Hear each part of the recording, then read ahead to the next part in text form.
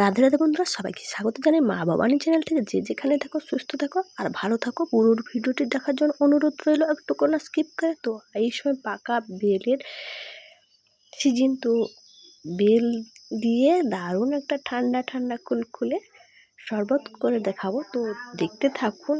তো এই শরবতটা খেলে এই রোদের সময় কিন্তু খুব সুন্দর লাগবে।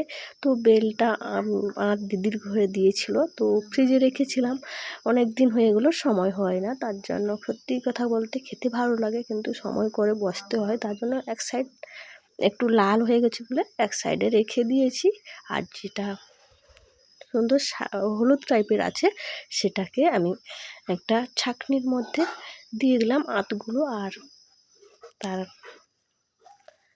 খোলের গায়ে যে আঁতটা আছে সেটাকে আমি আঙুল দিয়ে চেঁচে চেঁচে বার করে নেব। তো এক সাইড একটু নষ্ট হয়ে গেছে, আরটা পুরোটাই ভালো আছে। অনেক বড় বেলটা ছিল, তো তার জন্য আমি সব আঁতটাকে নিয়ে নেব।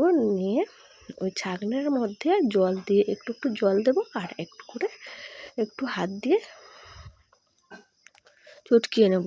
চটকাতে চটকাতে সুন্দর একটা একদম নরম হয়ে যাবে। আর আবারও একটু জল দিয়ে সুন্দরভাবে হাত দিয়ে করে দেবো। তার যে বেলের যে রুয়া আর ভেতরে যে দানাগুলো থাকে সেগুলো ছাঁকনির মধ্যে থেকে যাবে।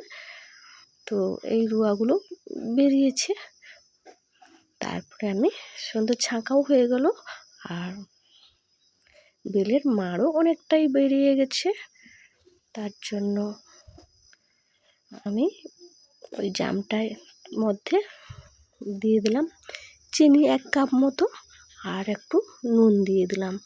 দিয়ে ভালো করে আমি চামচটা দিয়ে মেখে নেব। তো সময় হলে এই চিনিগুলো অনেক বড় বড় দানা ছিল, তো মিক্সচার গ্রাইন্ডারে বা শিলনোড়ায় গুঁড়া করলে হতো, কিন্তু আমি ওই দানাটা দিয়ে দিয়েছি। একটু সময় লাগবে, সময় ধরে ধরে আমি মগে আর জামে ভালো করে ফেরিয়ে নেব। এটাকে আমরা ফেরানো বা জল দিয়ে এপাশ সেপাশ করে নেব। আর আমি বেলের শরবত খাবো বলে ওই বাটিতে একটা জল দিয়ে বরফ বসিয়েছিলাম। তো বরফটা একদমই জমাট বেঁধে গেছে, জমাট বেঁধে কি সুন্দর। তো একটু আগে বার করে রেখেছিলাম, তার জন্য সুন্দর বেরিয়ে গেছে। আর সাথে সাথে হয় না, দিয়ে আমি বরফ চালাটাকে জামের মধ্যে দিয়ে দিচ্ছি।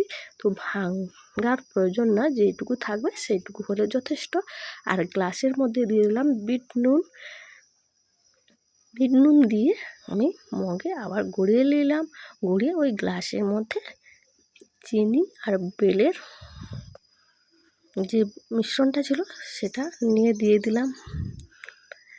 তো এই সময় ধানের কাজ হচ্ছে, একটু ব্যস্ততার মধ্যে, আর রোদ থেকে ধানের কাজ করছে, তার জন্য আমি বেলের শরবতটা করে দিয়ে দিলাম তোমাদের দাদাভাইকে। তারপরে আবার ছেলে খাবে, দিয়ে আমার ছেলেকেও দিতে লাগলাম। তো আমার ছেলেরা সব ক্যামেরার সামনে আসতে চায় না, তার জন্য মুখটা তার একদম বাংলার পাঁচের মতো হয়ে গেছে। তো সুন্দর, একদম খুব সুন্দর হয়েছে বেলের মায়ের শরবতটা। আমার ছেলেও খেয়ে নিল, তোমাদের দাদাভাইও খেয়ে নিলাম। তারপরে আর এক মগ রেখেছি আমার ছোটো ছেলের জন্য, আর আমি জাম নিয়ে বসি।